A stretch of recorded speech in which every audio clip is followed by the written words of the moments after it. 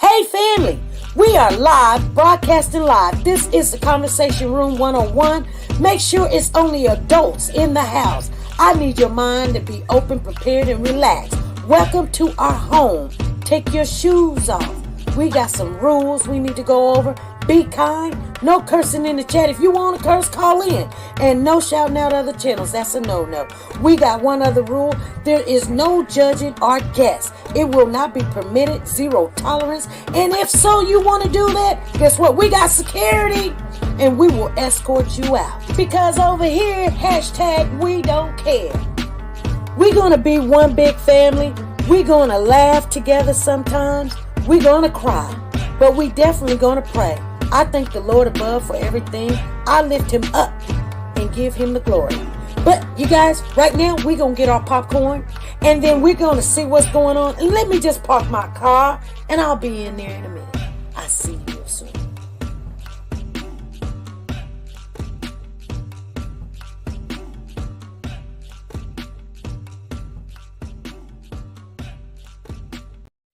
The Copyright Disclaimer Act.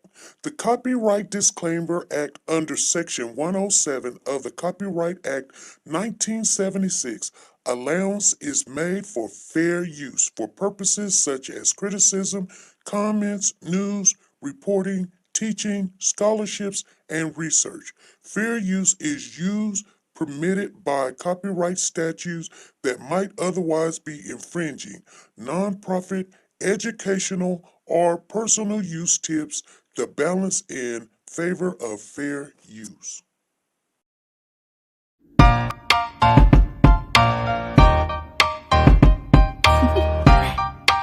Do you want to know? Well, I've been thinking about you, and I think you'll have to listen, because the sun is up, it's a beautiful day. My beginning will be as bright as the sun. Come, won't you come along? And it feels so bright, it's like luck is raining on me. Go and follow your heart, doesn't matter how far. There is so much love to give, something's telling me this time. Baby, baby, now I know. Baby, baby, gotta go. There is so much love to give, something's telling me it's right. When you came to me, oh I knew it's you, yeah, boy.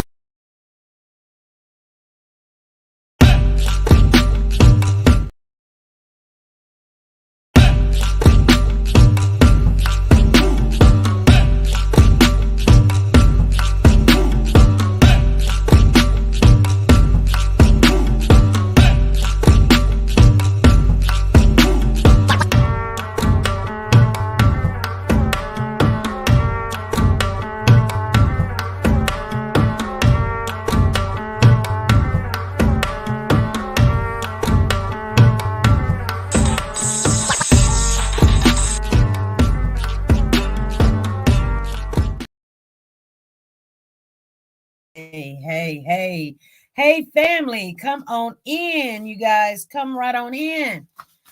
Make yourself at home. We're going to talk. It's Wednesday.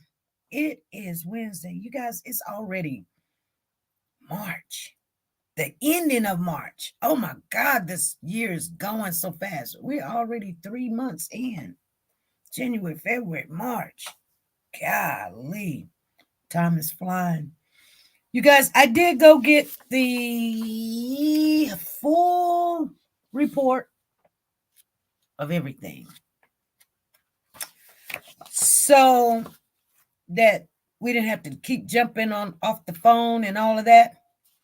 She said, yes, it is flying. How's everybody doing? We are on Pecosha and we are on YouTube. So I want you guys to know some of our family is over here on Pecosha.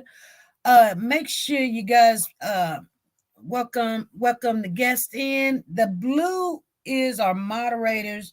They have been very loyal and supportive of this channel. And I want to thank you guys from the bottom of my heart. I do. You guys, if nobody tells you I love you, I do.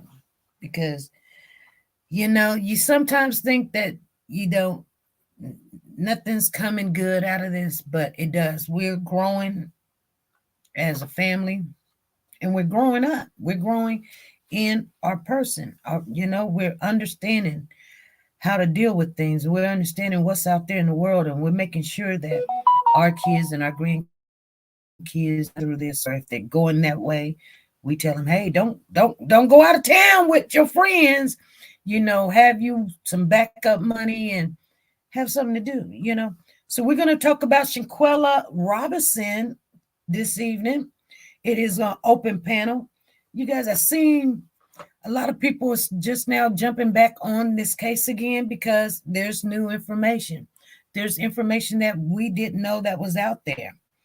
And one of the questions, and I can't answer it, I don't understand it. It could be just a glitch in the communication because you're talking about people that don't speak English.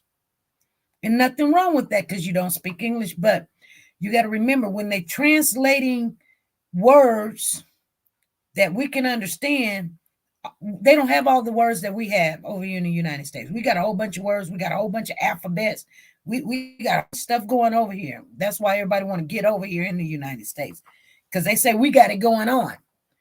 So when the Mexican or Latino or Hispanic group is trying to translate, they may have a word that's similar to our word, but then we take it and we want to run with it. Like when they say couple.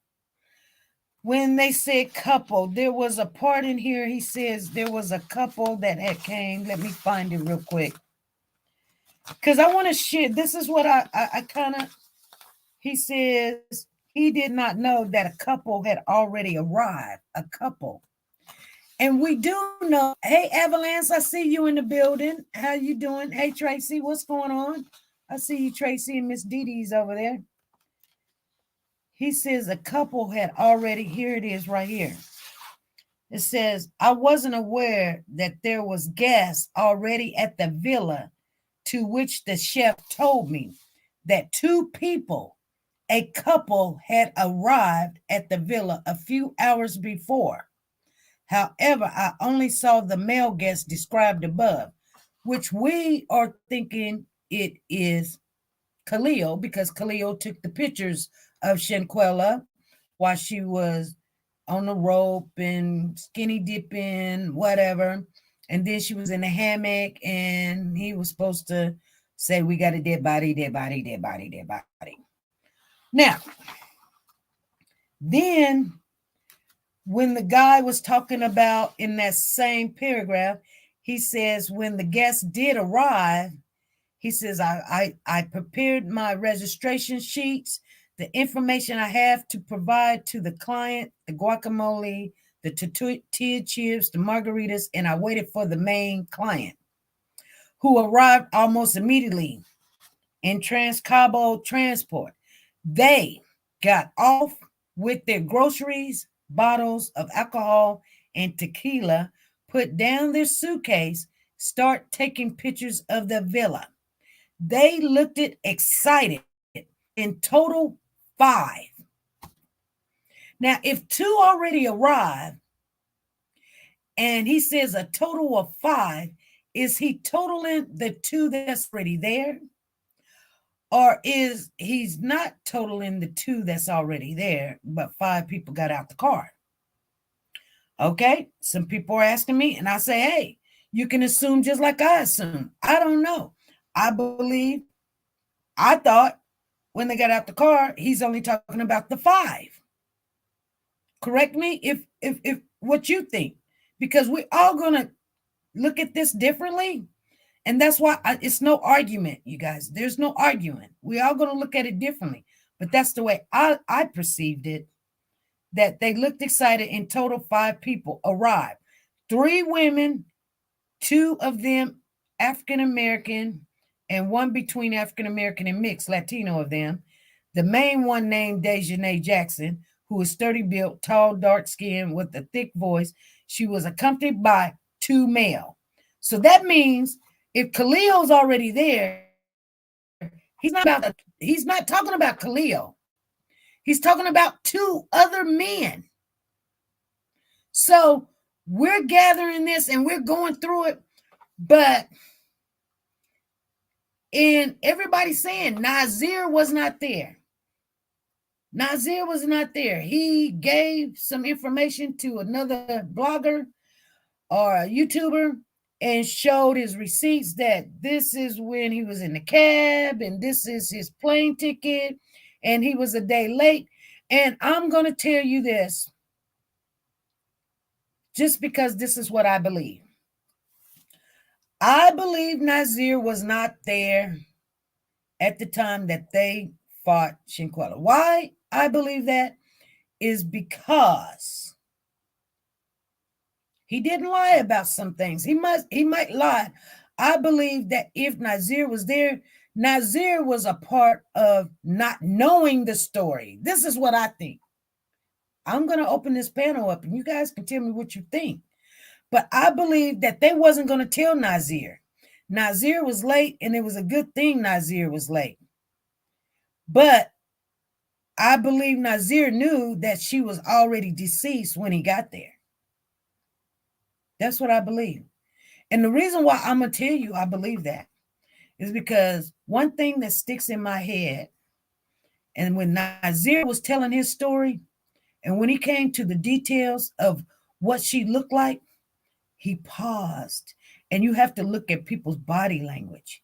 And he says, I didn't notice the bump on her head, or she had a bump on her lip. And he paused and he went into thinking about what he had seen. And I'm telling you, and I know I'm not wrong about this. I could be wrong about everything else.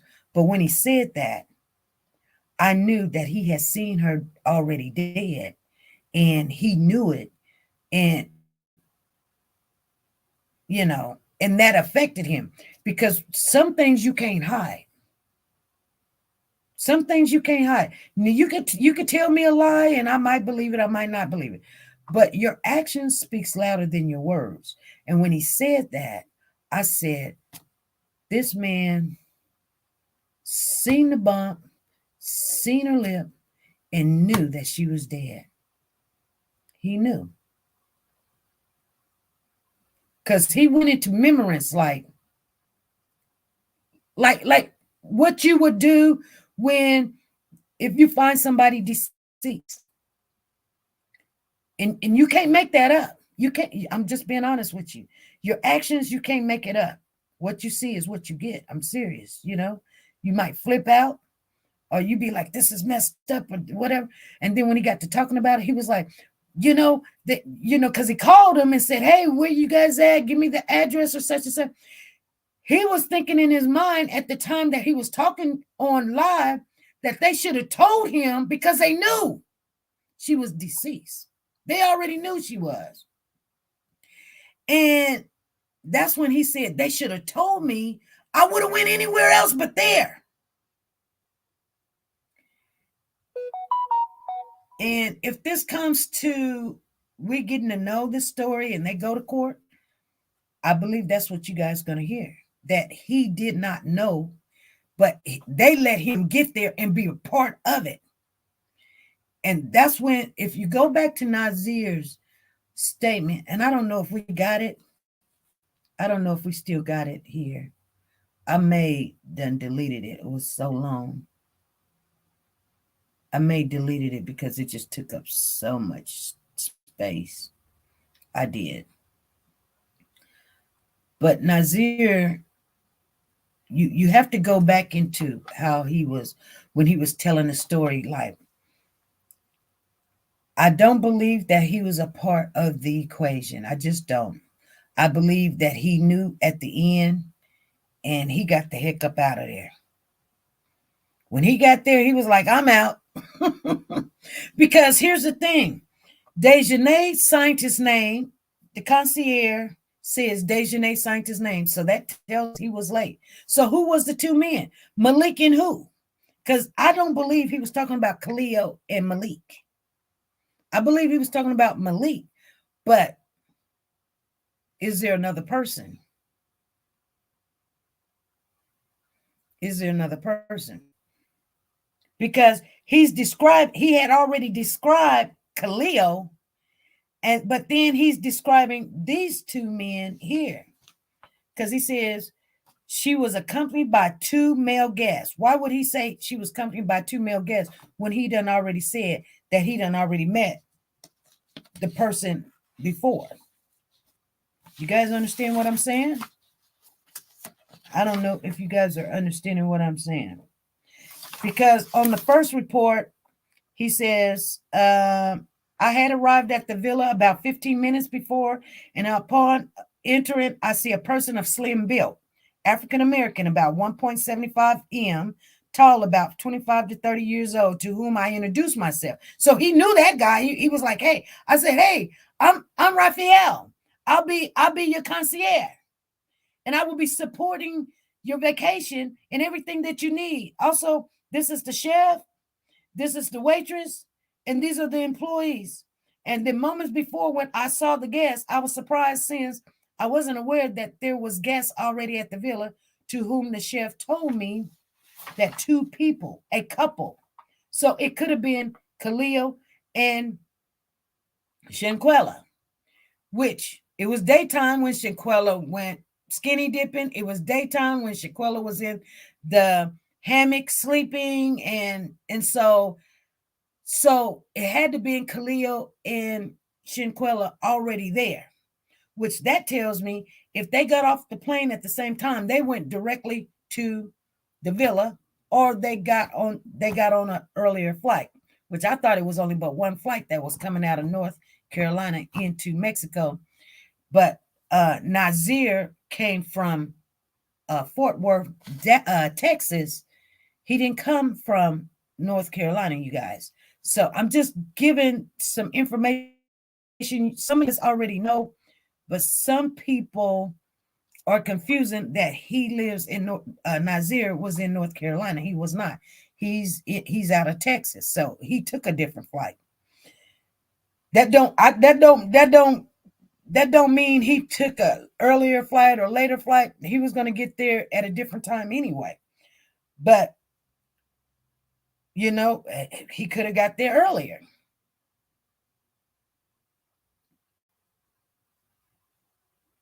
But since we heard Khalil's voice talking about dead body, I'm assuming that it was Khalil and Shanquella. Now, I want to say one thing before we open up, because I'm not going to talk that much, but because I do want to hear what you guys got to say. But I want to say, I know some people are saying that Nazir and Shanquella had a thing going on, and I don't believe that. And I'm not knocking nobody else's theory or anything. I'm just saying, for me, I just don't believe it, because Shanquella did have a significant boyfriend. And the weird thing about it, he really hasn't said too much. I did reach out to him, and he just ignore our messages and stuff, and things of that nature that she was fond of. That's the reason why she got a car and all this other stuff. So yeah. Anyway, I'm not going to say too much about it, because some things it's better not been said, because then people's like, you saying something bad about her. No, I'm not. I'm just saying that's what's up on that. But anyway, because we all do things, okay? So I do believe that, this is what I was going to tell you guys. So after going through everything, I went through the autopsy, and to be honest with you, to share it would be like a waste, because the only thing you're going to get out of this autopsy is what they've already told us. Basic things. She died of a broken neck and broken spinal atlas thing. She's saying she had contusions on her, and hematomas here and there on her head, on her frontal. You know, but they do say, I wanted you guys to know this. They do say she had no underwear and she didn't have no shoes on. Her clothing that she had on was a tank top black. It was a jockey brand. It was size large. Shanquella was a small woman. I don't know why she would have a large shirt on. Large. She's small. She probably weighed 100 pounds. And she had some purple shorts on. And they was without size. And it says Love University brand. No underwear and without shoes. She did have defibrillator burns in the area, and this is the only one that they had that shows characteristics that somebody did try to do resuscitation. So I'm just telling you the only things that came out of this. And they're saying that these injuries can be seen before taking the clothes off.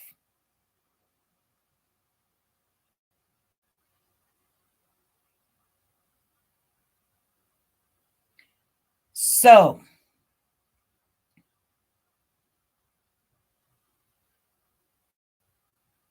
these injuries could be seen taking the clothes off. So, but it also says this. Post-mortem characteristics.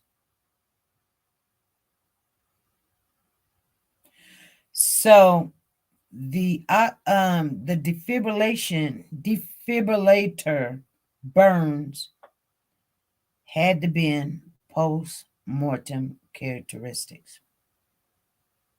You guys understand? I will read it. It says examination of the cadaver. The clothing was a tank top black, purple shorts without size, no underwear, without shoes.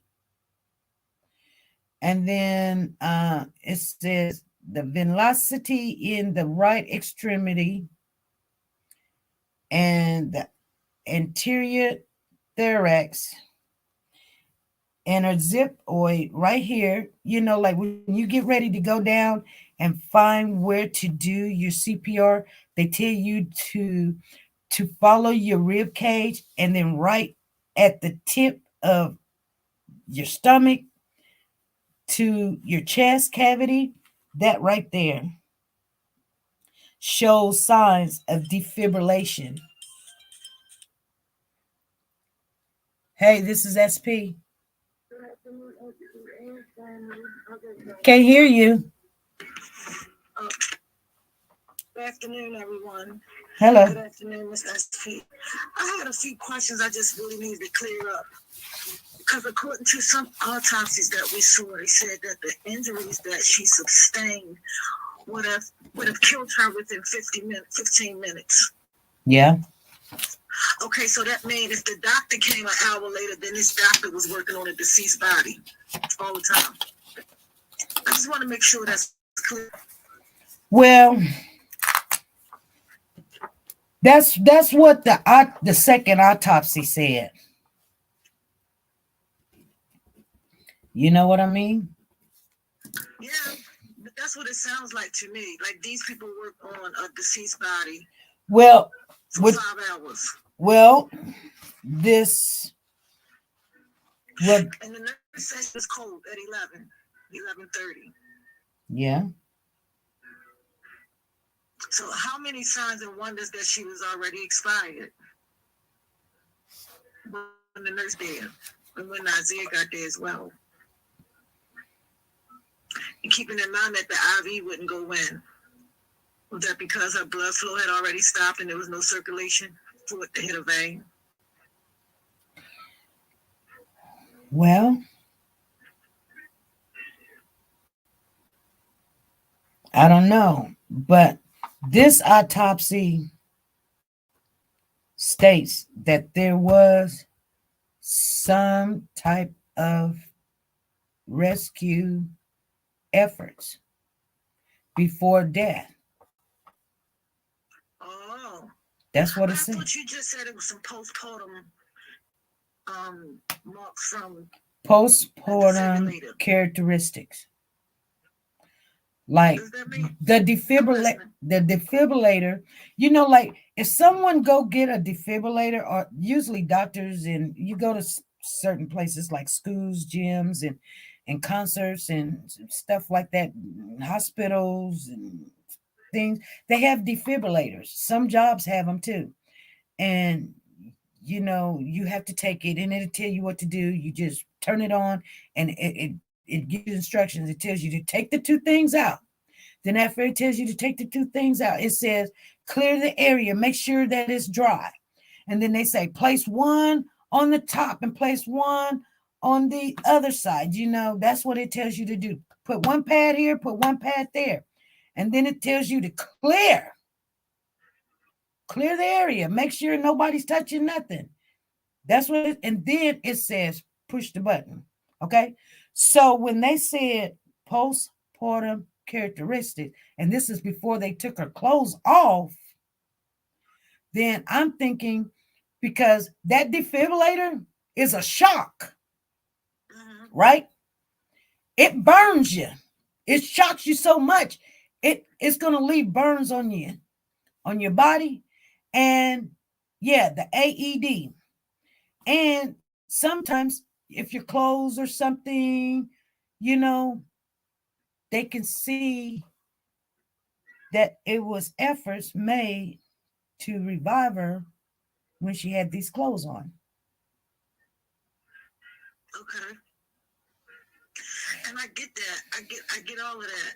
But I'm factoring in that the first autopsy said the injuries would have expired her within 15 minutes if the fight took place between 7 and 8. That's the second. That's the second autopsy. So which one are we basing our information on? This was this must, I don't know which autopsy this one is. This, if this is their autopsy or if this is the new autopsy, the second one. Okay, well, I'm still confused because I'm thinking that they were working on an expired person already. If the fight happened that time of morning and they didn't get there, the doctor didn't get there till 2. Yeah, I'm looking at my notes. I'm taking notes on this one. Yeah, the doctor didn't get there until after 2. The fight started between 7 and. That was almost 5 or 6 hours. The fight started about 7 or 8. The maid's supposed to have found her between 10 and 11. And you got to remember, the guy said that he got a call at like 1 something. 150. 150. That was 5 hours after the fight. Yeah. The concierge. Yeah. It could have been, she could have been like still alive, but barely. She could have been. And here's the thing. She could have been alive. And the minute they tried to move her, that was it. You know, because they had to move her twice. It sounded like it. I know, but when they Nazeer statement, they moved her twice because they said they found the fight happened right there by the bed, but the maid found her in the bathroom, and Nazeer said she was on the couch in the game room. So that's one. And when they probably tried to move her again, it just broke. But that should have been a big. You see what I'm saying? Now I'm just now thinking about that. But that's somebody's neck just hanging, like it had to been hanging in a unused, because you got and it could have snapped when they started doing the CPR. I mean, when they did the defibrillator, it could have snapped in. You know? Did her parents ever get their own autopsy? Mm-hmm. But none of that information has been released yet. I think this is it. Because the father, if the parents had got an autopsy paper, you would think they would have been able to give a little bit more detail as to point by point. They did. What happened, or if you know the medical which determined the medical which popped the neck, or the defibrillator was too much for a heart. It's just a mess all over the place. And I'm thinking, I don't know. I'm just going to sit back in the cut and see how this unfolds, because my mind just will be all over the place trying to figure out what.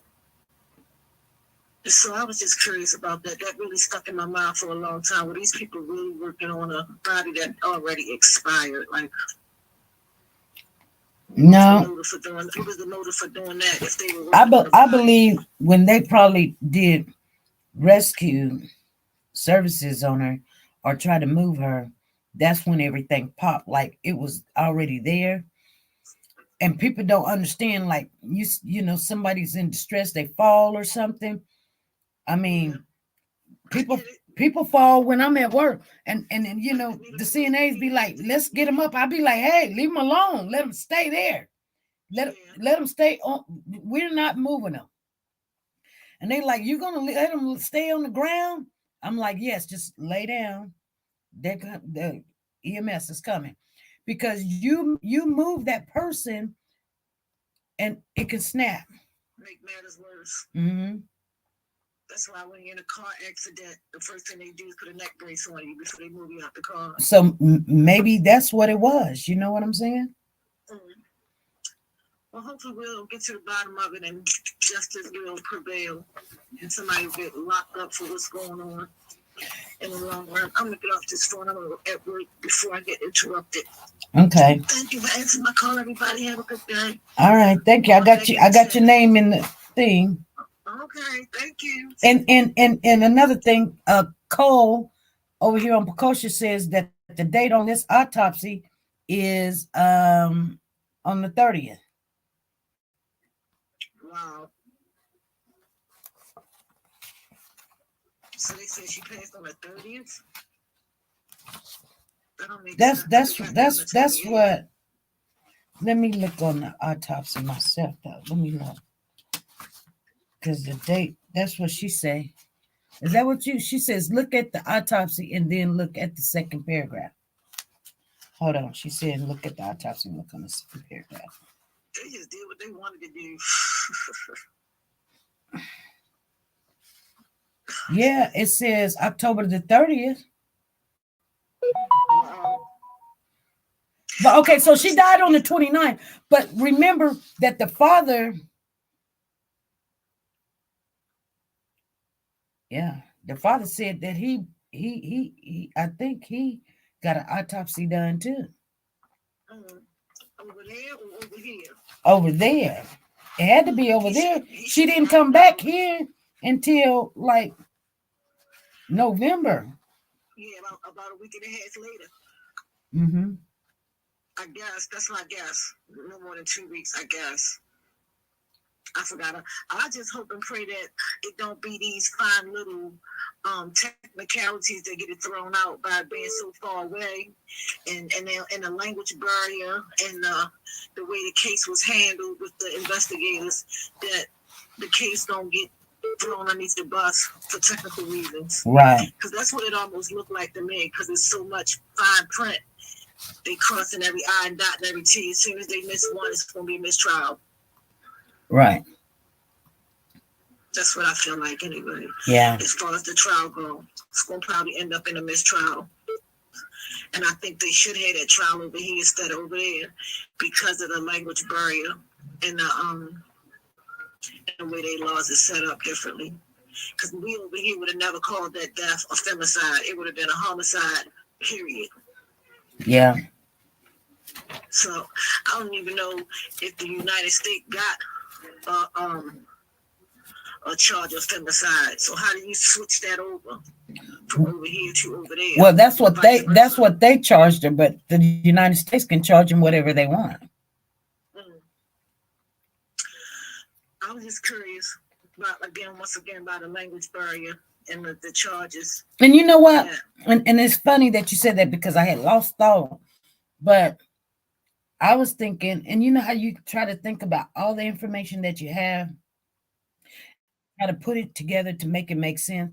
I got to thinking that, and I don't know why I thought this, but I thought that Khalil paid Dejanay to beat up Shanquella, and they were going to make a video and get rich by, you know, that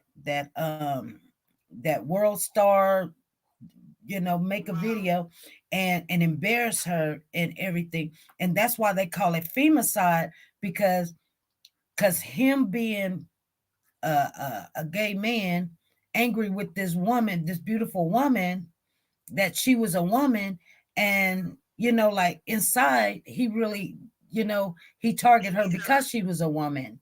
You know, he knew he couldn't jump on her. So when they were all in the room, because remember, they were all in the room. They was in Dejanay's room, and they were laying on the bed, and she said, "I'm gonna make it hot."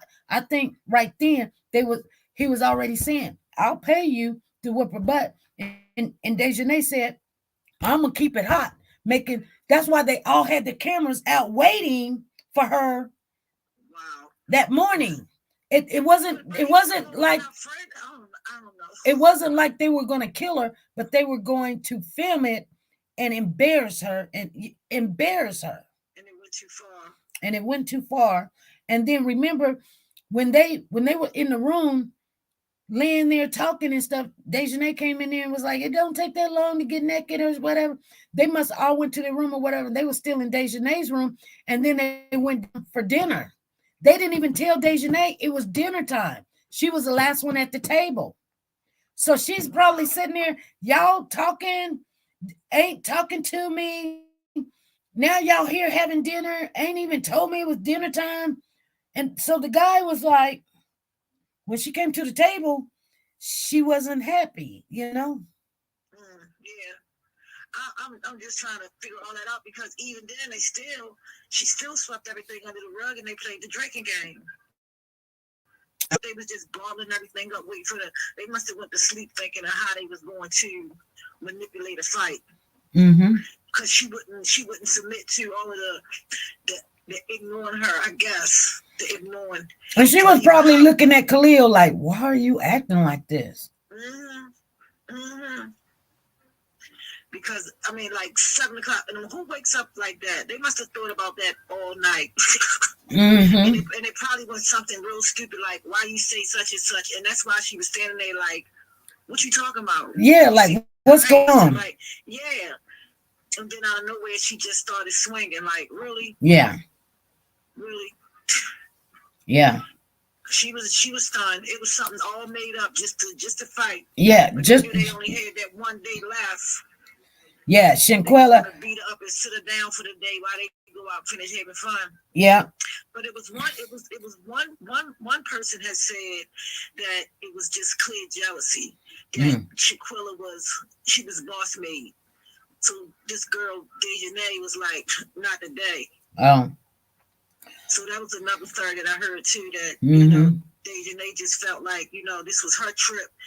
She was in charge, and she wasn't going to overtake her throne. And even still, you know, Shanquella just had that walk about herself that she was in charge, and Dejanay wanted to just sit her down, and that's what happened. Yeah. Well, so I believe when they were in that room, they were talking about it right then. Yeah. I believe it was then, and when she walked in, they just kind of looked at her and probably laughed. She was feeling some kind of way. The guy said when she came to the table, she was the one at the table last. She probably looking at Khalil like, "You supposed to be my friend, and y'all already at the table." She didn't, you know. I can just imagine being somewhere and people treating you like that. I would get ghosts. They would have to find me. Exactly. And then she probably was out. Maybe she was out skinny dipping at the time, and they was like, "Leave her alone." That's what she wanted to do. No, that was 20. That was at 8 o'clock at night. So she was. That's right. You said the skinny dipping took place during the daylight hours. Yeah. I'll be glad when this all come out so we can see phone records. Right. And then that'll clear up. What's that guy named Khalid? not Khalid, but the Nazir, that'll clear up his alibi. Like, where was you really at? Right. And the text messages too. We can soon get some phone records and see where everybody actually was at and how the conversation went. Because I'm sure if they was crazy enough to videotape it, not knowing she was going to die, of course, that they sent each other text messages on how they look and why. Right. How and why? Because there's got to be a reason, and everybody's speculating, but it's only one real reason, and I hope it come out. Yeah. I hope it come out. That'll be the nail in the coffin. This is why. It's never going to make it right. Right. But at least we'll know why, as people, on the internet trying to figure out how to help people solve these issues. I'm getting off the phone for real. All righty. Before I get interrupted and can't finish your sentence. Have a good day, everybody. All righty. Thank you. You're welcome. Thank you. Zan, we got you on. Can you hear me? Zan? Hello? Zan? Can't hear you. Cannot hear you. Her 6 travel mates returned to the United States the next day. 3 of the 6 travel mates, Winter Donovan, Khalil Cook, and Dejanay, will transport Shanquella's luggage from Mexico. She's calling in. Hey, this is ST. Yes, P. What's going on? So you try to get on the thing. I'll still give you that ticket because I know your phone is messed up. Well, I don't understand. I just bought new headphones just for this occasion. And it's still not picking me up, so it's got to be the phone. Yeah. I got your name. But, okay, a couple of things. One, there's no statement from the doctor. Is that correct? Right. There's nothing in here from the doctor. The doctor's not going to say nothing. Okay, because this is the thing. The doctor is the only one that can tell us whether or not Shanquella was alive or dead when she showed up. Right. I just could not see this lady doing anything on someone that she felt was dead unless there was something in it for her. Like, I don't know these people. So either Shanquella was still hanging on, barely, but still hanging on, and went into a cardiac arrest just from all the stress, and her trying to put in the IV, and so then that's when they noticed that her breathing stopped, and they weren't able to get a heartbeat, and doing the defibrillation, like you said, could have completely unattached whatever was already damaged. As they're doing the defibrillation and the CPR on her, could have detached whatever was just barely hanging. The other thing that I thought was, what if they had already talked about going skinny dipping prior to coming, like on the plane or something? And so when Shanquella and whoever was at the villa and the others went shopping or wherever, stopped by the store to grab something and some liquor, whatever. What if, as soon as Shanquella heard them, she's naked? Because she's assuming that, this is what we said we're going to do, is the first thing we're going to do. So I'm assuming that everybody is on their way to go get naked. But when she goes to look for them, they're all sitting in Dejanay's room because if I'm not mistaken, one of the statements that you read the last time that you went over this was that when the chef told Dejanay that dinner had been ready for some time, and if she wanted to put back another hour, it would be $100. No, they didn't say $100, but they said it would be extra for the hour. Right here it says, I went to the room of the main client, Miss Jackson, to mention to her that dinner was ready since 20 hours, which is 8 o'clock, and that if it needed to be extended, they would charge an extra hour, which she did not agree to, and sent everyone to dinner since everyone was sitting in her room. Which is exactly the scene Shanquella walked in on. Everybody right. sitting in her room. So they just came. Put their stuff in wherever they sleeping at. And everybody's in Dejanay's room deciding what they're going to do. Shanquella, because she didn't always get into the store, is going off of the previous conversation they had. Mm-hmm. And so they expecting everybody to be naked, ready to jump in the swimming pool as soon as they get there. Yeah, she probably, so yeah. That didn't happen. And so the other guys telling them, telling Dejanay, we need to go ahead because dinner's been ready. And everybody's already in Dejanay's room. She's telling them, okay, we're going to dinner. So, of course, Shanquella will be the last one in because she's naked. They already dressed. Yeah. She's coming down the hall. She ain't got nothing on but a towel. Right. And this is probably not what they had discussed previously. So she's a little miffed about that. Yeah. You know, made me look like a fool coming down the hall walking naked. Right. And I'm thinking this is, what we're doing. And just flipped and script the whole thing. Flipped up the whole script. Right.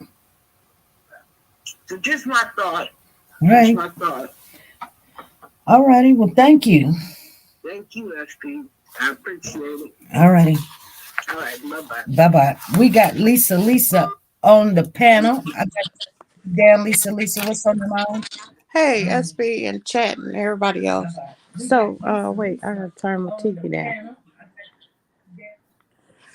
Oh wait, so Monday I was stuck on the arrival account. The arrival count. So today, I was thinking about the videos that they put out.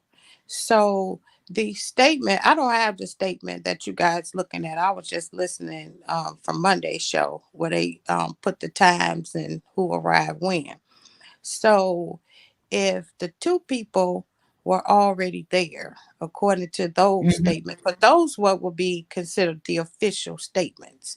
And I think a lot of us are stuck where that reporter told us what happened. But one thing in those statements that you read is that there is no mention of a Lucy finding Shanquella.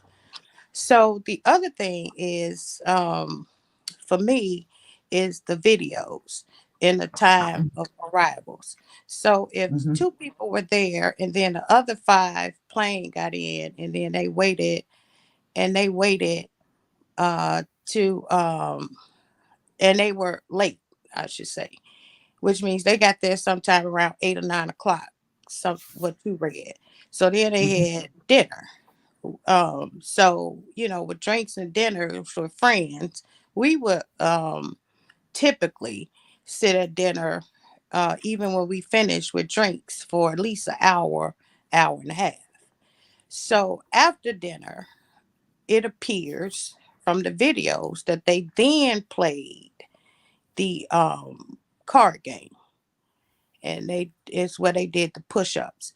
So one of the statements in the official statement that you read was Dejanay had the main suite. So if Dejanay had the main suite, which would appear to be where the fight was, Shanquella had the video where she was walking down the hall saying, it don't take that long to get naked. So I'm thinking that the it don't take that long to get naked was the morning she had to fight. So Shanquella walked into Dejanay's master suite naked, thinking that they were going skinny dipping. And I think that's the reason why she was naked. And that skinny dipping video was that morning and not that evening. Because what time would have had? When would they would have had time to go skinny dipping after that late dinner and then that card game? That means they would have to stay up all night. You get what I'm saying? Yeah, so they got there at the villa at about 20 something, and then the guy comes up to the room and say, "Hey, dinner's ready." And so you're saying Shaquilla walked in, but they didn't tell her that they're going to dinner. So they get up and go downstairs and have dinner. And Quilla acting like, what's going on? Then they have the card game. So I'm thinking that the card game is after dinner. Okay. I think so. You get what I'm saying? Okay, so Could be. let me. Okay, so they get there at Yeah. 8:00. They sit in Right, Dejanay's right. room, and then they have dinner, and then we're assuming they play the card game. But then there's the video where Shanquella is saying it don't take that long to get naked. So I'm thinking she's naked that morning, not that evening. And that's the reason why she walks in the room and she's the only one undressed, because Dejanay, according to your official statement, has the master suite, not Shanquella. So they say Dejanay have it. So that would have mean Shanquella had to walk into her room, which is the master suite. You get it? Or did I not explain? Okay. Right. All right. So that's yeah. Okay. All right. So I see my soul sister on here, Miss Betty. I got it. Yeah. I'm in agreement with that. I think when they was going to go skinny dipping though, and then she turns around and she still got her swimming suit on or her neckiness or whatever, and they would just get in. They went on downstairs and ate because they wasn't going to pay the extra money, and then it would have to be after they ate they had to play the game. Right. And the skinny dipping was the next morning, not that evening. The next morning? Yeah, the skinny dipping had to be that morning, not that evening.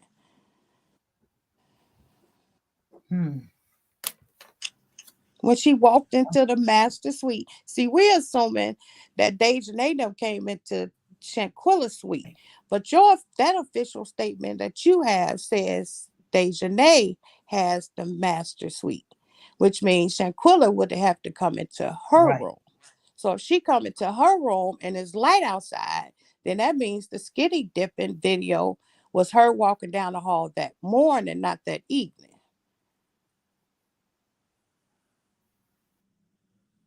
You got it now? Okay, I'm gonna listen. Before 7 and 8 o'clock in the morning? Yeah. Are you saying before 7 and 8 o'clock in the morning? Yeah, I'm saying the skinny dipping was the morning, not the evening. I'm saying she was. I know when I went to Mexico, we went harder, went home. You know what I mean? Because we're in Mexico, so it's like you're young and you're just living it up. I mean, we didn't go like crazy, but you know, it's kind of like everything kind of bleeds into each other, like all the events. You know, you go out clubbing and you wake up and then you go eat. You know, you go find another place to go eat or whatever. You know, the case may be. Yeah, whatever kind of goes with the flow. I'm not sure how they operate, but I know that that's the way we did when, you know, we were doing our thing back in the day. That was a long time ago. Okay. I think too, it's hard for us to rationalize something that's irrational. You know, it's hard for a rational mind to try to rationalize things, an irrational act, you know, with this or any case. So we're trying to wrap our head around something that we don't understand because wouldn't commit such a heinous, act. So I think we break it down and we're like, we do good, detective work, but I think sometimes we really want to wrap our head around it and rationalize it, and we can't rationalize an irrational act. I don't know if that makes sense. Does that make sense? Yes. But I just wanted to say too, like, about the femicides. Yeah.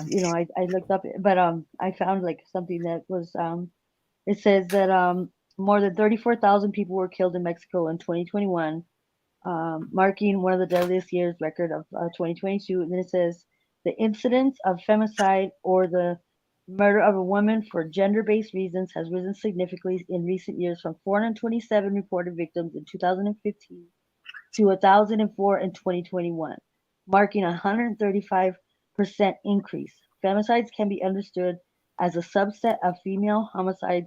While femicides are usually included in female homicide figures, not all female homicides can be considered femicides. The proportion of female homicides identified as femicides has grown steadily. And then it says, what is it? And then it says, femicide is defined as the criminal deprivation of the life of a female victim for reasons based on gender. The murder of a victim, woman or girl, is considered gender-based and included in the femicide statistics. One of the seven criteria is met. When one of the seven criteria is met, these criteria include evidence of sexual violence prior to the victim's passing, sentimental, affective, or trusting relationship with the perpetrator, and the victim's body being displayed in public. Femicide was first included in the Mexican Penal Code, and it just goes on and on about that. But let's see. In context, I was just go ahead. If I just wanted to kind of just give a little like summary of that, but I was gonna show the percentage, so I'm gonna try to find that, just to kind of give. What I got one thing. Good evening, everyone. Go ahead, Miss Betty. Go ahead, Miss Betty. I just want to throw something out there. Here's where I think we're getting thrown off. Back up your timelines, because we keep saying 8 o'clock. So if there's I think it's a 2 or 3 hour difference, and if that is the case, so when we say 8, it's actually 5. Like when you go, I'm gonna use Vegas. When I leave the East Coast and go over to Vegas, just wait. Say, SP like what? So like if I fly out at 6, okay. If I fly out at 3, it's 3 o'clock here. When I get to Vegas, Vegas is behind us. Okay. So when I get there, I'm giving myself more daylight. So if I leave, I'm gonna say I catch a 3 o'clock flight. When I touch down in Vegas, it's 3 o'clock here when I leave. Okay. But it's I'm trying to say it the right way. I touched down at 6 in Vegas. It would be 12 o'clock. So if you were actually in Vegas, you would have left at 12 o'clock. So leaving at 3 o'clock there, it would be 12 o'clock in Vegas. You get what I'm saying. So I try to give myself daylight. And the only reason why I'm saying that is because of the skinny dipping situation. That when she walked in the room, everybody was dressed, and she like, I thought we was going skinny dipping. So if you think about it, if hypothetically 2-3 hours, I'm gonna say about 6 o'clock, it's not dark over there. It's still some sunlight. So she could have been skinny dipping in the afternoon because it's not dark yet. In the morning, remember, they said the fight took place between 7:30 and 8:30. So when she walked in that room, she was just waking up. Somebody told her to come to the room for whatever reason. She wasn't thinking about no skinny dipping, but I believe her skinny dipping took place the first day that they all arrived. I think the one thing I've always wanted to see, when did each one of them touch down? So if, say, 5 of us, all of us on this panel today, we took the 1 o'clock flight. I'm just using it as an example. So when we left our areas, it was, y'all gonna leave East Coast time with me. It's 1 o'clock. Okay. When we get to Cabo St. Lucas, it's it's 6 o'clock our time, 3 o'clock their time. I hope I'm making sense and I'm not trying to confuse anyone. Right. So you get what I'm It saying? makes sense. We left. So Right. then guess what? I get to Vegas, I still got some daylight. I'm gonna use Vegas because I've done that before, got confused, but still have daylight. So I could go, I ain't gonna say in Vegas. Well, yeah, skinny dipping, whatever I wanted to do at the pool in Vegas because it's Vegas. I'm just using Vegas because I've flown from here to Vegas. You still got time, you still have time to do things that, And so when if you notice, they made sure that she was left out. SP, I agree with you. Even though I wanted to say Nazir was there was an extra person there. Now, whether he was somebody that they met when they got there, I don't know. But I wanted to say at first he was there, like, you know how you stand there, girl, go ahead and sign my name. But he was too adamant about, listen, do you think I got new clothes, I got my passport, that I would have gone all the way out the country to be mixed up in something like this? I believe that. But what I believe they did to that young man, when he called and said, tell me the address, that's when he got the information. Oh, okay. He got the information when he was in the cab or Uber, whatever it was, that Shanquella had gotten sick, or they told him the same little story they told everybody else. She had alcohol poison, and he probably said, what? So when he gets there, he puts his stuff down to go to her, and she's probably is still a little warm, but nobody told about the fight. Right. And I believe that boy who was supposed to. That's all I wanted to say. Thank you for letting me come up. It was nice. It's nice seeing all of you all. Nice to see you, Judge Betty. Hang on one second, Miss Betty. SP. So with the timeline again. So remember on the video, Shanquella had already went swimming. And Shanquella had already laid in a hammock. And when she was in the hammock, it was already dark. So we back to the time. See, the timeline is the date on the official statement. Huh? I missed what you said. It was a little dark. Right. So if she had already been swimming and she had already took her nap in the hammock and they're still waiting for the other guests to get there, why would she go that night and say we going skinny dipping? The skinny dipping video has to be in the morning. The timestamps on I'm in Chicago. We on Central Standard Time. So I've been to Mexico. So on that official statement you have, it's not the time that it would have been in the United States because we got four different time zones. Exactly. The time zone on that official statement is what time it was in Mexico. So in that's Mexico, why I think the statement seems so contradicting. The sunlight, daylight, and what's different for us is it was 8 p.m. Maybe that's why she was in the bed in the bus. Maybe she was skinny dipping and she just went straight to bed. Okay, so, I was just thinking that maybe. So when she was in the pool, and it was her and the boss man Cash who took the video, and then the boss man Cash still took the video of her laying in the hammock. So then the official statement that you have says that the other 5 didn't get there to after 8 o'clock, which means it's closer to 10 o'clock in Mexico than it is 8 o'clock when they got there already and have already been swimming, have already took a nap. And now the other people coming. So now they gonna come, they gonna sit in and they gonna take a look at the villa and they gonna figure out what they gonna do. So the concierge says, well, before y'all do anything, you gotta come eat. So they sit at the table. So remember, they didn't get there to 9 o'clock. So they're not even eating to 10 or 10:30. So then after 10 or 10:30, then they're gonna play this card game. And then the card game gonna take an hour and a half. So that skinny dipping video where she comes into the master suite, which your official statement says Dejanay had. That means Shanquella went to her.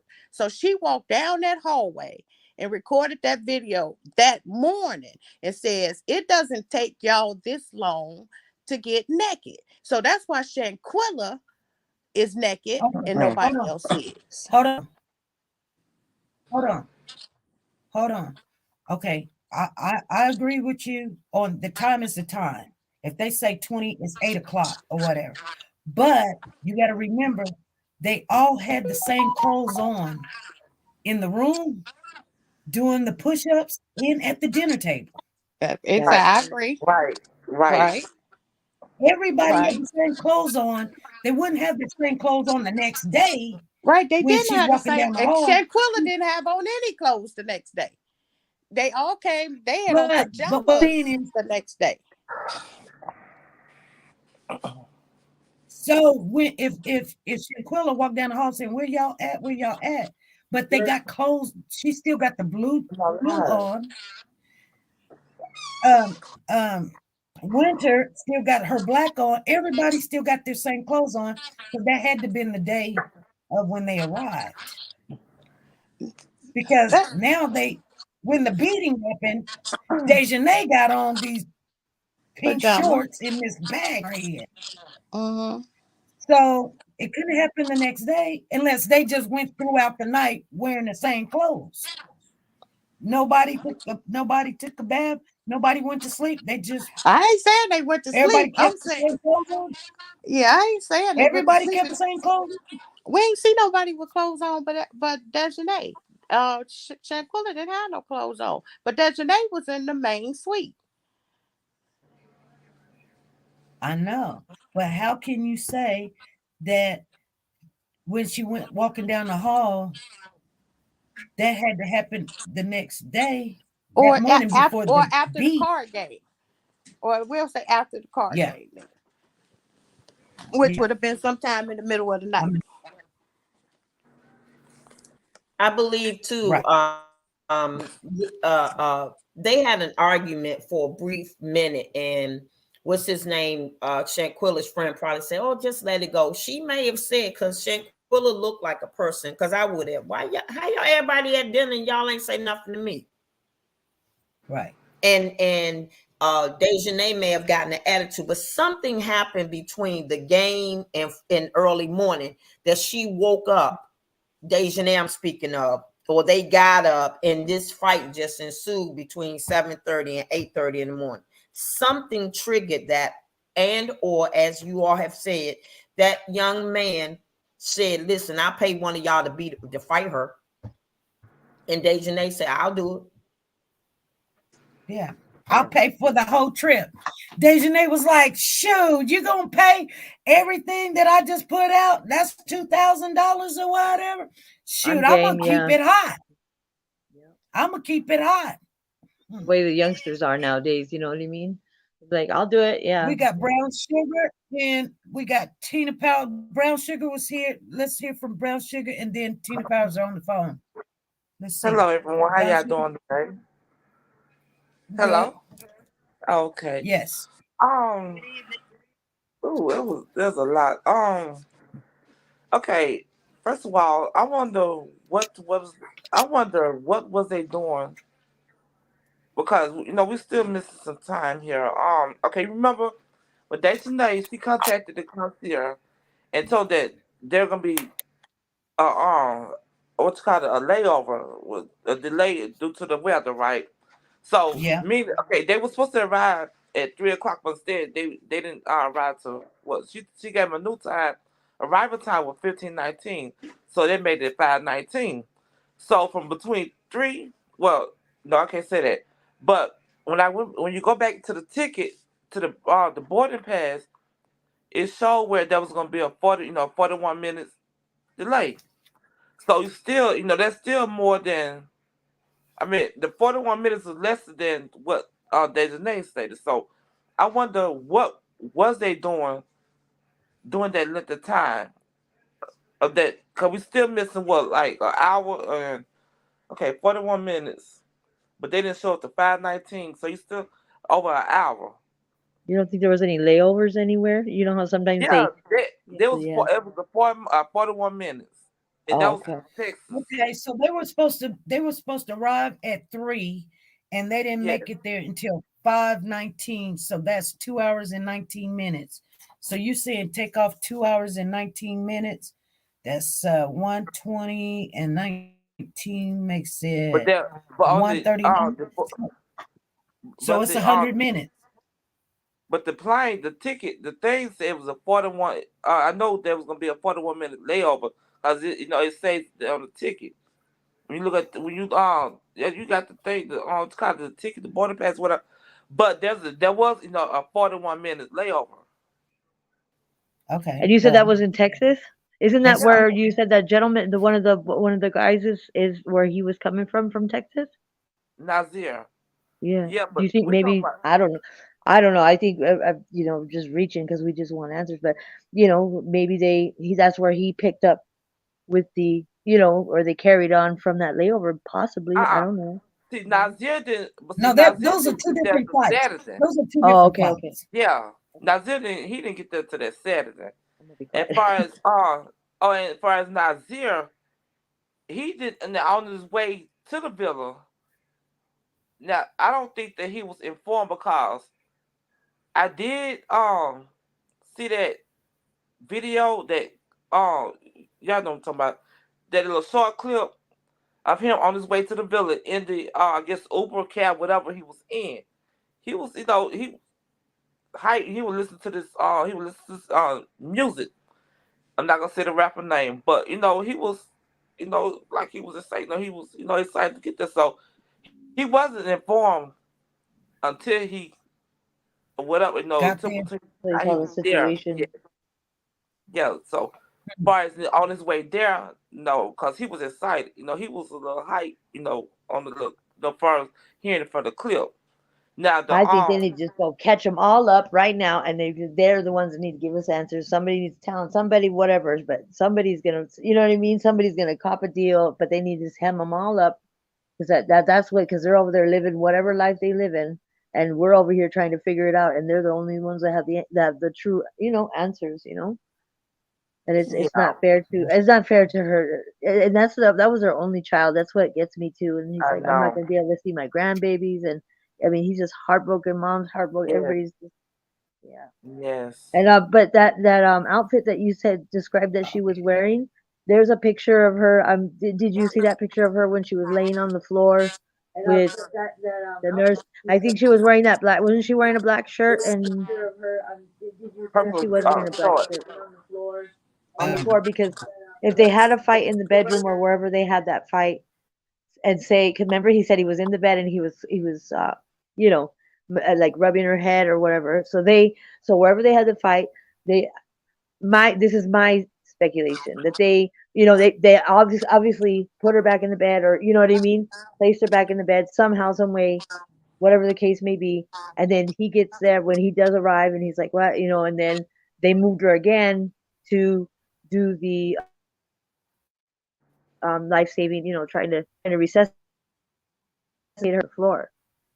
I'm not sure what Right. vicinity of the bed, Right. where the fight occurred and whatever. But then he said he was laying in the bed playing soft music and rubbing her head. So that means that they moved her back into the bed, and then they moved her again to try to resuscitate. I'm sure to resuscitate her when they put her on the floor.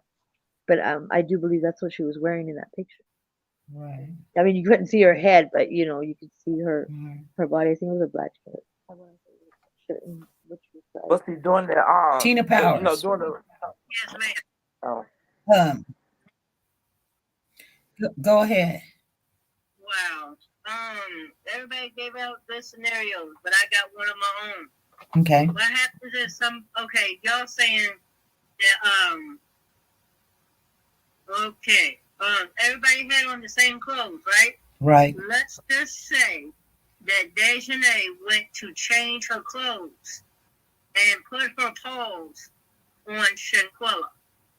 You see what I'm saying, yo? Let's just suppose for a minute she changed her clothes, got in her pajamas, and started knocking on her door, right? And she put her paws on her. Now suppose that. But see, the clothes that Shanquella, well, the clothes that was put on Shanquella wasn't the clothes that Dejanay had on. No. I'm talking about Dejanay. Dejanay put on night clothes. Well, Dejanay put on her night clothes, y'all. Oh, put Shanquella's night clothes on her. Right. That, So, and suppose that somebody put those clothes on Shanquella. I don't Somebody know. else's clothes on Shanquella. I don't know, Tina. That's reaching. someone. Did you know that Dejanay was modeled with her clothing line too? That like she used her sometimes for her, for Shanquella's little clothing line that she had. Like everyone, once in a while, there was pictures of like Dejanay, in some of her outfits that she had online. But her clothing line was sold out. Like a lot of, I mean, it was very popular. Like she was doing really good on that clothing line. And I think that there's a picture of there's a shirt that's with Dejanay, and it's a shirt, and if you look back at some of her models and stuff, it's the same style of shirt. I can't place it, but I'm just kind of just brainstorming here, because I remember seeing that there was it was a shirt that she designed was on her in a different picture. So I'm just saying that there's a connection in some way that she would use her every once in a while to model her some of her clothing. So I don't know. I think me personally, my gut and my instinct just tell me Dejanay just had some type of, mean girl, kind of ugliness, and there was just something that she just, I don't know. Some people just have that kind of little dark, part of that about them. I don't know if it's especially successful or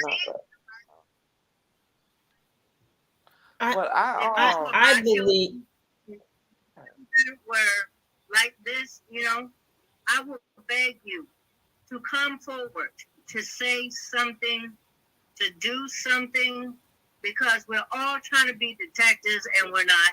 And we're trying to, put the puzzle pieces together with far-fetched. And, just bring some type of justice to Shanquella. Yeah. That's them all in. Rope them up. That's all I got to say. All righty. Thank you to Miss Tina. Thank you. Somebody's in the chat saying something about Shanquella just had a baby. She ain't just had no baby. Yeah, baby. She braided hair for all the little like the kids in the in their neighborhoods, and she did really good, cute little braids with little hearts. Have you seen them? She did like a design of little hearts with little braids. Yeah. She said that her dad said she was very successful, and everything that she put her mind to, she was always successful at it. She was a go-getter. And you just said something, IT. I don't disagree with anyone. Not even. I think that this well, we all know was horrific. And like you have said, SP, this story and the other young man will be in history. Okay, it will go down in history. What I don't understand is, why is everybody? I think Tina just said it. Why hasn't parents told their kids to speak up? You know why? Because they have the same mindset as their children. Yeah, this is rooted deeply. And it's sad for me to say this, because I don't like to use this word, but jealousy and envy is terrible. This young lady was young. She was doing what we tell our children to do: work, be productive, be kind to people, and it will come back. She wasn't a slouch. Okay, so I'm going to just use myself. I was an only child. That ain't my fault that I was an only child. So my parents did lavish me with certain things. But when I got to a point that I could work, I went to work. And I think, even though they were all, she never didn't appear to leave her friends out. She, like, I think someone just mentioned, she used them in her clothing line. We have a tendency to have crab mentality. We see somebody getting up and going and doing. I don't know what could have possibly been so bad that this young lady would beat that girl like that. I can't, even if it was over a boyfriend or the girlfriend, there was nothing that should have caused this girl to lose her life. If she wanted to fight her and then say, listen, I don't want nothing to do with you. Don't come. We gonna be over here. You be over there. Okay, fine.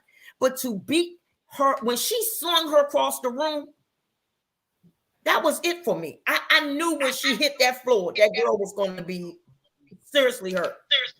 And that boy standing there videotaping. I just wanted to chime in. Like when I was growing up, I mean, I got a thick skin for it, and I'm pretty comfortable in my skin now. But I just, the reason why I say that is because I have personal experience. Like I kind of almost kind of raised myself. There, whatever my issues were, with I was an only child as well. But I kind of became the mom, and kind of the role switched early in age just due to certain circumstances. But people used to mess with me, girls used to mess with me, girls I didn't even know, girls, like I knew them through the neighborhood, but like there was no personal connection. I used to kind of hang out with the guys because they're easier to get along with, and the females were so vicious and just like they didn't even know me, but they're like they would set up like fights at the end of school. I mean, they messed with me through elementary, like later on in elementary, like right before middle school, in the summertime, and I don't even know half of these females, and they would just constantly just be at me, and I never understood, and still to this day I can't really understand why, but they were always messing with me. And then they would kind of like, there was one time I got on a school bus, and all of a sudden, I got so used to it because it was like an everyday occurrence for me, and I was just like, oh, here we go again, females I don't even know, but they're always like, they were setting up fights I didn't even know was going to occur until it's actually happening, and I don't even know what's going on. They're just bullying me, And so, like, I remember I got on how you get on the neighborhood buses and one goes to one part of the neighborhood. So I got on my neighborhood bus, at the end of school, and I started, I wasn't really paying attention because I just mind my own business. Everybody always messed with me, and then I just started noticing the bus was just filling up and filling up, and I'm like, there's a lot of people on this bus going to the same neighborhood, and like it just filled up. It was like standing room only. And when I got off the bus, every single person got off of that bus. Let me tell you. And then there was like 4 girls. And like I said, I know them from just the neighborhood and school, but I don't know them on a personal level. They're like, what's up? Throwing their little words out there. They were ready to jump me. And only one person out of that whole, that whole bus I got off, this guy, Levi Dempsey, and I'll never forget it. And I think, but I'm just saying out of personal experience, just, I don't know why, but they were just always at me, all through school, and so I just kind of would hang out with the guys because guys don't care about all that, they're just chill, they're not worried about all that. But I never understood because I never did anything or talked about nobody. But this one guy, Levi, stood up and he said, wait, because he realized that they were gonna jump me. Like 4 girls were gonna jump me, and he's like, this ain't happening like that. And he looked back at me and he goes, Audrey, you're gonna have to fight, but you know what I mean? You're only gonna do one-on-one because it's dangerous. But I'm just saying out of personal experience, it is, I can see that. So SP, I just want to say that I agree with Judge Betty on the only child thing, and then the last point that I want to make is I know that we've heard a lot of information from reporters and other YouTube chats and all of that kind of thing, but official statements that you have in your hand is the same statement that the attorney got when she went to Mexico from their officials in Mexico. That same official statement is what was sent to the president of the United States for us to try and get justice for Shanquella. So regardless of all the other extra things that we've heard said, if the official statement is what will be used if there was a trial today and they brought all of the Cabo 6 there, and they would take the facts from that official statement that was brought back from Mexico by the attorney. It has the time, it has the date, and it has the stamp seal from Mexico, which suggests that the information in that official statement is more reliable than the reporter who came and say Lucy found her, but the report doesn't say Lucy found her. Official statement doesn't say anything about a Lucy or Lucy finding her. And it doesn't say a whole lot of other things that we've heard. So the reason why I think the way I think is because of the times and the official statement that has been stamped and sealed as official, which means these are accountable statements from the time that the Cabo 6 plus Shanquella arrived in Cabo to the time where Shanquella was given her autopsy, and the time where these people got on the plane and came back to the U.S. to avoid justice in Mexico. So that is that's the only statement that I want to make, that just kind of going forward, the official statement kind of trumps everything else that we've heard. Right. Well, you're right about that. Think about that. God, that's right. If they sent this information and this is everything that they sent to the president, this is fact. This is official. It says official seal. This is official. This is what they're going to go by. What was said here. And I'm pretty sure we don't have all the interviews, because you got the maid, and then you got the driver, and you got, people on the plane. You got other interviews that's not in here. Right. And we don't know for sure. That's good you said that, because when the other guy, the only one that was reporting from Mexico was reporting some stuff, I mean, he was like, no, you guys are seeing. We was like, okay, why would he just continue to say Shenette is already here and she's already been expedited? And we was like, they're saying she's there. And time done went by and she's not there. But he stood on it.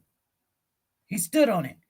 And his platform went platinum. He's like 40, 50,000 plus subscribers. And he stood on what he said. And it was not so. And I quit listening. And I thank him for what he did do at the beginning, but it became a circus. Because I knew that she could not have been expedited back over there without the United States saying anything, because we don't do stuff like that here. We just don't. Right. Well, he built a channel, but you couldn't tell a lot of people that, because people was like, oh, there's new information. And every time I seen him on, there was new information. And then he had the balloons, and he had the balloons going up, and he couldn't speak good English. I said, y'all don't even understand it. You get a translator, and everybody was over there. And I couldn't hear anything. I wish that's just how Mexico is. You know what I'm saying? Like we said, we had a time we were on a platform, and someone said $100. $100. We was like, yeah, $10 is a lot of money over there. So when the man told her, the doctor, to come for $100, I would pay a doctor to come to my house for $100. But $100 over there is like $10,000. That's some big money. So when they said, you want a doctor to come to the villa, that's $100. And Shenette said, yeah. That doctor probably said what they wanted him to say and did what they wanted him to do. And they paid. That's because I know the team concierge leader told the concierge, you go home, don't worry about it, I handle it. Because now we're talking money. Money, money, money, money, money. And we're in Mexico. Ain't nobody gonna know. Miss B, hi everybody. Can you hear me now? Can you hear me? A little, yeah. Okay, I'm trying not to be too loud. I have a question for you though, SP. How is it that two people were in the villa and the concierge didn't know about it? How did they get past security? What list were they on that allowed them access to the villa? How did they know which villa to go to? How did they get in? Was the door just unlocked? I, I have questions about that. How did Shanquella and this mystery guy get in the villa with no guest list, no key, no nothing? Can y'all help me? Right. How was two people? How was a couple already there? See, I just SP, may I always, go ahead. I just assumed that it was Khalil because just putting the time that he had pictures of Shanquella in the hammock and all of that. I'm not for sure. That was just assuming. So I don't know who it is. But wasn't his name the first name on the list? Khalil? Yeah. Yes.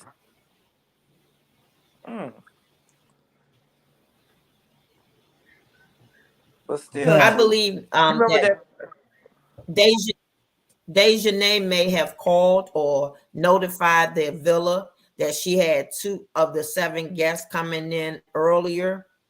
And you can do that if the person whose villa it is give authorization. She probably said their flight that we're traveling different. They're coming from another location and they'll be coming in at such and such a time. And she may have gave what's the young man's name you said. She didn't give Dejanay's name, but she probably gave the young man's name. He'll be coming with a guest. So that's how they gain access. Maybe I'm just speculating. But now, you know what, though? We can't say it because, think about it. You remember the concierge? He did not know that there were guests already there, remember? So he was... Oh. Yeah. Oh, okay. I'm sorry. Thanks for the correction, Brown Sugar. I thought they knew that. Well, how did they get in? No, because you remember... Yeah, that's what Passion is asking. Like, how did they get in when you can't get in unless you're on the registry, and Dejanay is the main, she's the one that's handling everything. Yeah, and he did say he did not know. They got in just like Miss Betty said. She called ahead of time and said it was 2 people coming. And if when I was in college, what I learned from then, I did news on the radio. And when we would go to college, when we would go to concerts, it would always be a line. But the one thing we found out is if you keep walking, nobody stops you. It's when you stop and you look like you out of place, you out of place. So when you go to Mexico and you go to a villa and they got the big gate for you to get in, but most of these villas are not locked up because they have security.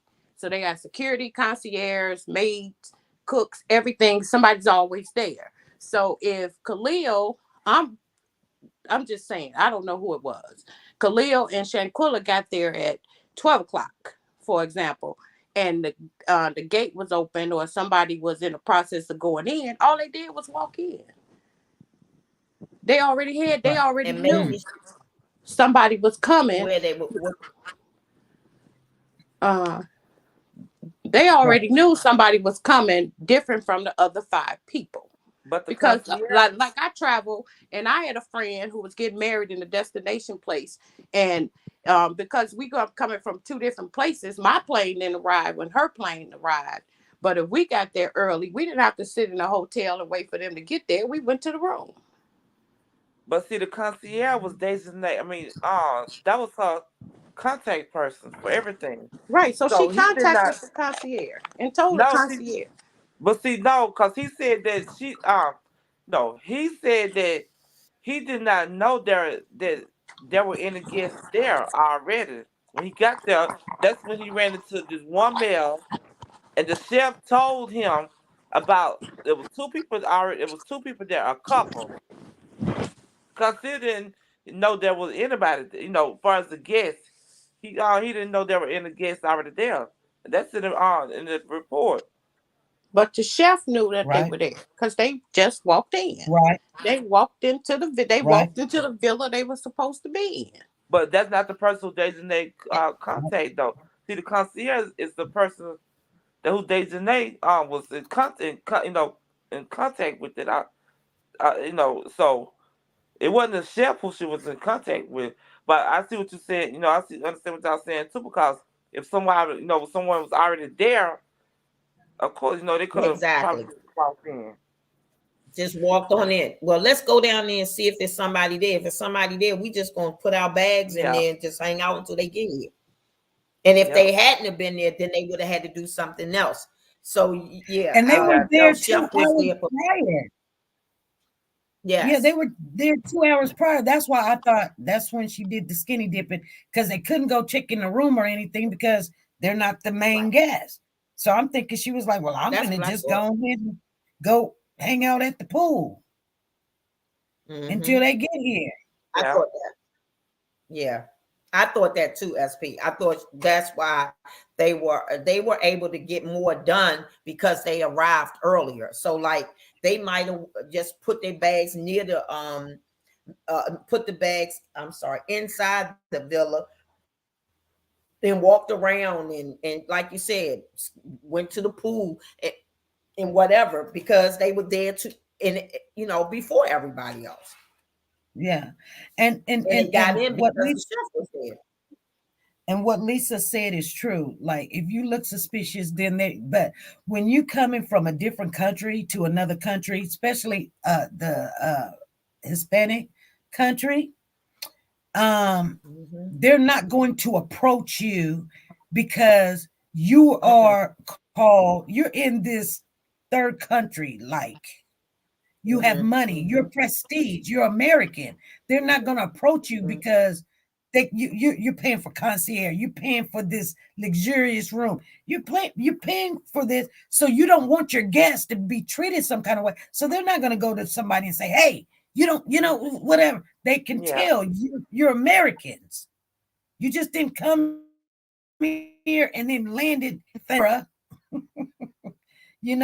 So you come, and then a woman and a man come, and y'all like, hey, I'm gonna hang out until the rest get here. So they're just hanging out, and they're not gonna say nothing because Spanish descent people they're not aggressive. They're not gonna come at you and say, hey, show me your ID. They're not gonna do that. Yeah. Remember, $100 is like $10,000 down there. So you're American. They know your money. They kidnap Americans over there. Yes. They're not going to say anything. You made it here. You had transportation here. You're in the place where you're supposed to be, and they know that. People just don't show up at a place and then put the bags down and go hang out. They just don't do that. But the concierge did say when he got there, the chef told him, there's 2 people already here, a couple. Right, which suggests the chef let him in. Exactly. Yeah. And knew that they were there and felt like they were there waiting for the rest of the group. For the other party. Right. And they might have told them that, SP, hey, the other parties that we coming with, they're on their way, and they might have gave them a couple of dollars. Can we just, I'm telling you, it may have even called. Yeah, they just landed. They on it. I don't know. I'm reaching here, but the thing is, what we do know. Spanish people are really nice. They're really nice. They just say, "Oh, just hang out here." When they get here, they're really nice. They know. Let me tell you something. When you come from a country that you have all this violence, and then you're American, they can distinct if you're a problem person or not. They know. They know problem when they see problem. They be like, "Vamonos, hurry up, get up out of here." You be like, "Hey, where we going?" They know problems when they see problems, so they knew. Yes. No, I'm just saying, because my sister-in-law Boy, she would go off. She said, "Woman, let's get out of here. Hurry up." I'd be like, "What's going on? You don't see that person over there?" I'd be like, "What are you talking about?" But y'all know, they know. You know what though? What? Why? I mean, you know why I honestly believe that Khalil was there? Because y'all think, I have said this before.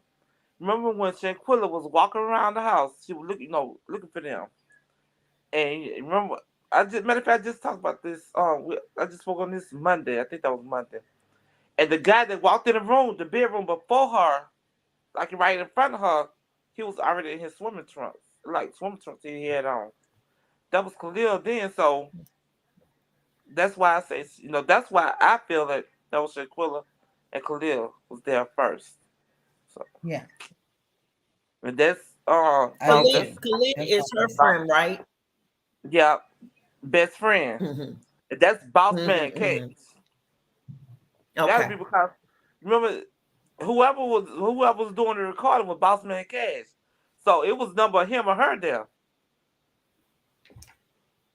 I always thought, I think I said this a long time ago, but I've always felt like whatever this was for her, he is the main culprit. It has something to do with him. I believe, no, I don't believe. You just confirm for me. Forgive me because I don't want to speak wrong. If he's always had, you know how somebody has an affection for you, you don't have the same affection for them, but you care for them, you want the best for them, all of that. And I believe this young man had a strong affection for Shanquella. Yeah. And maybe before coming on that trip, this is me just thinking, she was dating someone and they, maybe they was, and he thought it was an opportunity, get her out the country. He could, make another advance at her, and she made it clear to him, dude, we friends. We just, isn't that her best friend?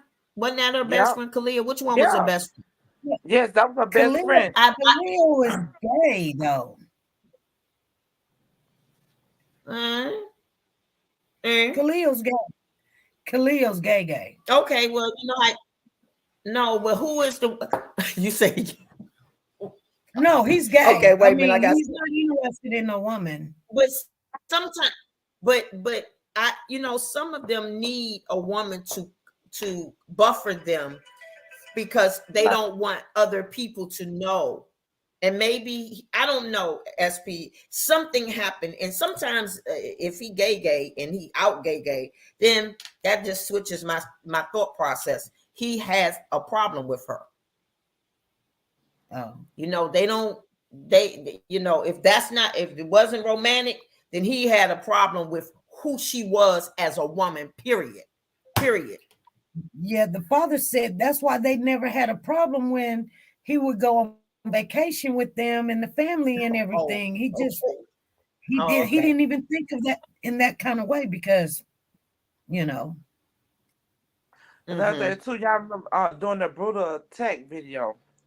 Whoever that was recording, I said Winter, but I don't know. But like right before that video clicked off, whoever, I would say Winter, she was like, and then he said, I'm not, and it shut off. He responded, I'm not. Like I'm not gonna interfere. I'm not gonna stop. I'm not gonna stop it. You hear that? Oh, but that was him. Okay. I don't know what this is about, but it was something. This. I just hope they get justice. I really do, and I think they will. I think they are. I really think they are. All righty, y'all. I want to thank everybody, and I know we got more to talk about this, and we'll keep it hot on Friday. There's a question that came to my mind. I want you guys to think about it. We won't talk about it today. But in this transcript, it says that there was one girl that was skinny and hurt. So that's what we're going to talk about Friday. I wonder who that was. What? And if was she hurt physically? Yeah. Was she hurt emotionally? Because if we feel like she was hurt emotionally, maybe we could probably go back and try to reach out to Elise and Winter or something. But think about it. We're going to talk about it Friday. I think it was Elise.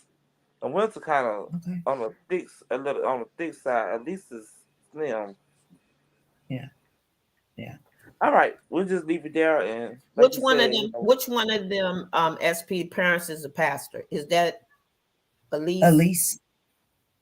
Mm-hmm. Elise. Mm-hmm. I'm sorry.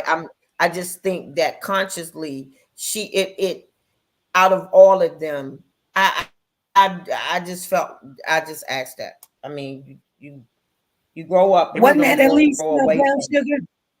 Yeah, that was Elise. If I'm wrong, correct me. Yeah, she had just lost her sister too. Remember? She just lost her sister. Yes, the day before, right? Yeah. Yes. Yeah. Mm. This is gonna be something, y'all. When we get the show enough, because now I don't know who did that, but that was a smart move, I must say. When they pushed it to the White House, they have to give Mexico is gonna have to make a move or say, here, take it. Because now you got you now guess what's gonna happen? They're gonna put flame on the Biden. He don't want that. He got enough stuff he's dealing with. But you know that'll be good if the United States get jurisdiction and let them go ahead and do it over here. Because we really don't have to ask for permission, just just help us, because after they do that, these people won't be running to Mexico doing stuff anymore. But see, United States does have jurisdiction. If you go back to that report, I think that's on the first or second page. It shows what United States has jurisdiction. It's on there. They could take the United States they could take this case if they want to. Well, they can. I just think that it's going to be. I think it's on the first or second page. Right, that's what Benjamin Crump is saying. Well, we know that they have the ability, but that's what I meant. I'm not saying that they took it in the thing. I'm just saying they want to. So, but that would be history if they do. I think. Well, I hope they do. Really, I really do. I hope they take over. Yeah, I got more to say, but I'll just hold it until Friday. Okay, then. All right. Thank you. Matter of fact, I'm ready. Thank everybody. Thank everybody for coming up. Nice seeing you, Brown Sugar, and meeting you, Lisa, and of course, my heart. SP, is nice seeing you guys again. I have to remind myself through setting an alarm on my phone that this is the time to come in, because it's a time change for me. So, but I'm glad to see you guys all over again. It's nice seeing you. You look beautiful. Thank you. Y'all take care now, okay? All right, then. All righty, you too. Thank you, y'all.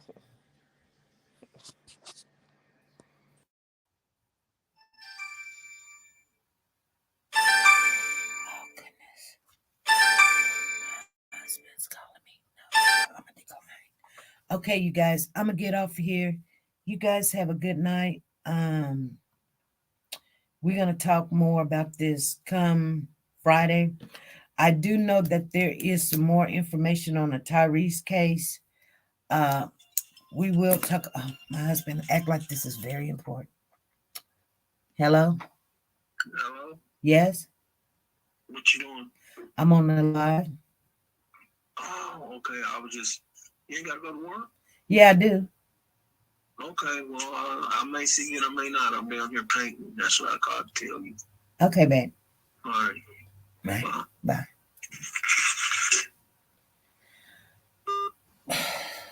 Anywho's, I guess I'm not gonna have to cook. I ain't worried. The hamburger's still frozen anyway.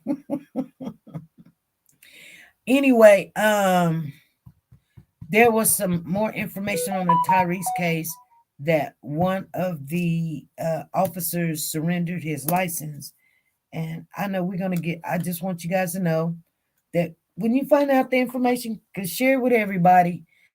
And I can't remember, was it Martin but he was angry. He was like, I don't want to be a police no more, because why would I want to be a police for a state that just turned their back on me? So, dude, do you not know what you just did? But anyway, nevertheless, I'm staying on that case, but I will see you guys Friday at 3 p.m. Central Time. Thank you for rocking it out, and everybody that came up on the panel.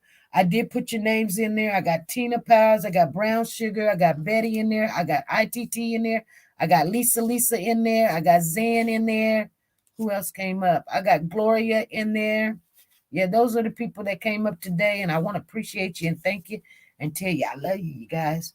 Be good, be safe, and be nice to each other. Bye.